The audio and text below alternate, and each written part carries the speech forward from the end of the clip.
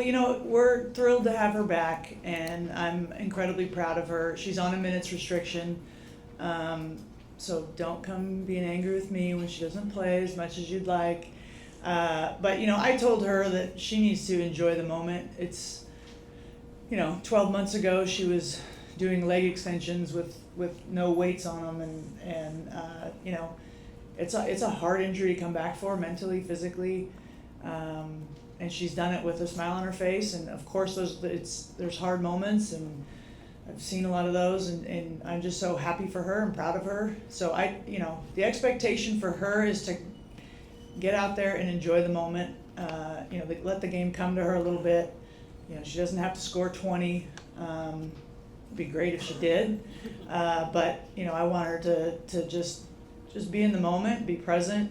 And grateful that she's back out there, and we'll work her back in as she gets, kind of, as I always use the term, her sea legs back.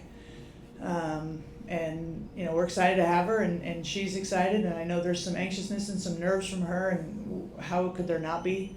But it's good for her to be doing this at home in front of this crowd that all love her, and so do we. So we're proud of her and excited, and obviously from an X's and O's standpoint, bringing her defense into our rotation is going to be really critical as we enter in the second half here. I don't want pressure on her. I want her to just get out there and get the experience back and get into the flow, and the game will come to her. Coach, when it comes to Brink, will be how special is it for her to be able to come back with how well the rest of the front court is playing with the play of De'Erica and Azurá-Stevens? Yeah, those two are unbelievable right now, just so consistent. And so what a blessing for me as a coach to have Cameron Brink to bring in those situations. So again, we've got to kind of ease her in, and like I said, she's on minutes restriction. But yeah, we're it's a great time to add just a great player to our roster. Coach, when it comes to Brink, from the tape you saw from her last year, and then the time you've had with her one-on-one, what's your biggest takeaway about her game? Well, I also coached against her for 4 years, so thank the lucky stars I get to coach her now and not against her. I think she just has, she's incredibly athletic, bouncy, can run, and that's the kind of style we want to play. We want, she can play with pace. She's very skilled for her length. She can shoot, and she's going to be able to do all that stuff with how we play. And then, obviously just the defense and her timing it's not necessarily how many blocks she gets. She's going to alter shots too. I mean, it happened in shoot around today against our practice guys going over Vegas' stuff. She comes over and she didn't touch it, but the shot was way off because she was there. So it's not just blocks, and she's great at those too, but it's also just altering shots if she's coming. So, I think when you have a rim protector like that, you're able to be more aggressive on the ball because she's back there, and I think that's going to be a really big impact for us. Alexa. Hi, Coach. Another Cam question, if you don't mind. No. I know coming in, November when you got hired, she was already starting amid her rehab process. What stuck out to you about how she was able to just attack things physically, mentally, and it's such a long process to get back on the floor? What did you see from her that really sticks out? Just her commitment to it. I know we all know Cam has got so many things where she could. She's marketable in so many areas, right? But the main thing is basketball. That's her passion. That's her love, and that's where she really dug in. And ACLs are tough.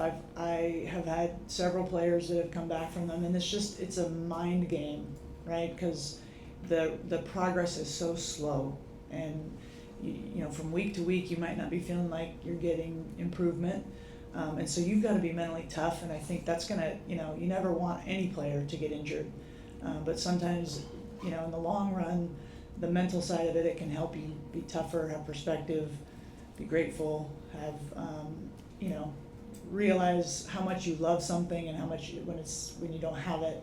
And so that's what I saw from her, just a perspective and just a consistency, because we have to give a shout out to our medical staff too. They've been unbelievable, and the commitment to her, the care for her, it's 24/7 support. And so, Cam put the work in, but she had an unbelievable support system around her, and those guys deserve a lot of credit too. John in the first row. John W. Davis with the Southern California News Group. Coach, some people say the best way to predict the future is to just go ahead and make it happen.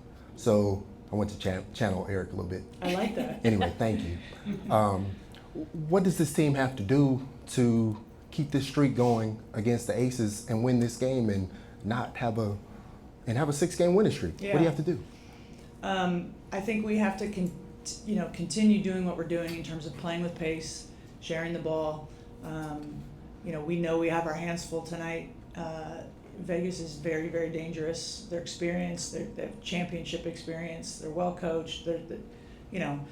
So it's not like we just think it's going to happen because we really want it to.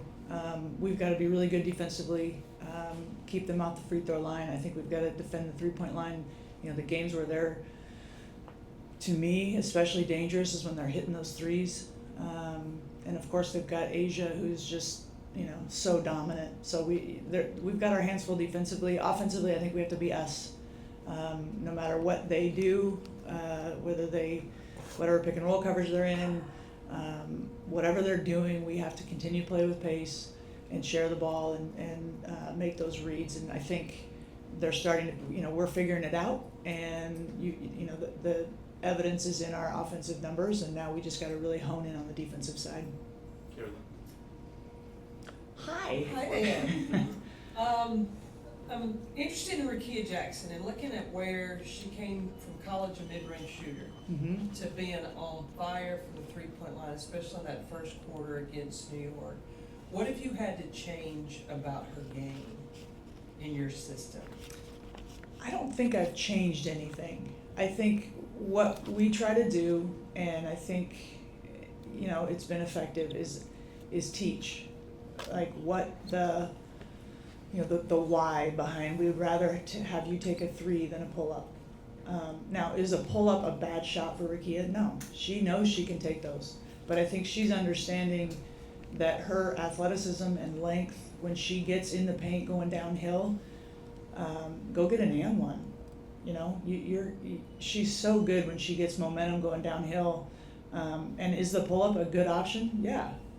Is it better to get an and one? Of course, the math's there, right? And her 3 looks really good. I think her footwork has improved.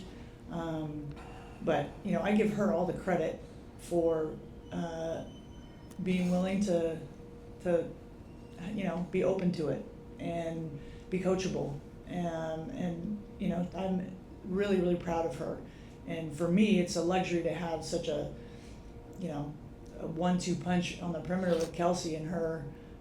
It's tough. And, I'm proud of Rickea, and I'm just been really impressed with her in the last month or so, just her improvement, even though, I don't think she had to change her game, but she's figuring it out, and I think she's seeing the benefits of that. Justin right here. Hey, Coach. Hi. Yesterday, De'Eric had mentioned that there was a team meeting that had took place on a recent road trip, and players were able to kind of have open and honest conversations with one another. She called it a come to Jesus moment. Was going on. When you have a team of players that is willing to be that open and honest with each other and kind of cut through everything, Yeah. what does that tell you about the group of people that you have in your locker room, and kind of what have you seen since that team meeting? Yeah, well, I was not in the meeting. That's probably a good thing. But I think I'm a big believer in player ownership. They'll come to me in timeouts, and I want them talking. I want them to have ownership in what we're running, how we're doing things. It doesn't threaten me at all. If I call something, they're like, hey, I think we should do this because we're seeing this, great. So I think the type of players that we have, they care about winning. And I'm very fortunate, and I give, Reagan Peebley, our GM, a lot of credit for the type of players we have. It's not just talent. Everybody in this league's talented, but it's getting the right type of talent that can fit into, not being entitled, being about the organization. They're all competitors. They all want to perform, and they should, right? That's normal, and we encourage that. But they're also about the team first. And so, a team-only meeting is them taking ownership and not going off in their own little silos and whatever. And that's culture. And again, I think we've done Reagan and the org has done a good job of putting the right type of players in this program. Jackie with the last question. Jackie TV and Women's Hoops Network. Kind of to piggyback off of that, we talked about you wanting to peak in August, and in order to do that, you wanted all the pieces in play. Obviously, with Cam coming back, there's a ramp up, but now that all the pieces are in play, how does that shift the narrative for you at all? I don't know if it shifts the narrative. I think we just got to keep our foot on the gas and keep improving. I don't think it's coincidence that I think we're 7-3 since Ray Burrell came back. We're 6-2 since we signed Julie Van Loo. Like, I don't think that's coincidence, right? So that's legitimate depth that brings a pop off the bench. I think we were missing that. Now we're gonna have Cam. So I think we're getting to see the roster that we were envisioning a few months ago. And my job is to just keep us focused, on the process and continue to improve. We still got a lot of things we can get better at. And this league is so good. And I have so much respect for all the teams and players and coaches. So what we can't do is start looking up and thinking about, 2 weeks from now or whatever. We got to be present, focused on tonight. And then tomorrow we'll wake up and think about Seattle. But until then, it's all Vegas and just keep our foot on the gas with improving and the process. Thanks, Coach. All right, we'll see you afterwards. Still loving the hair.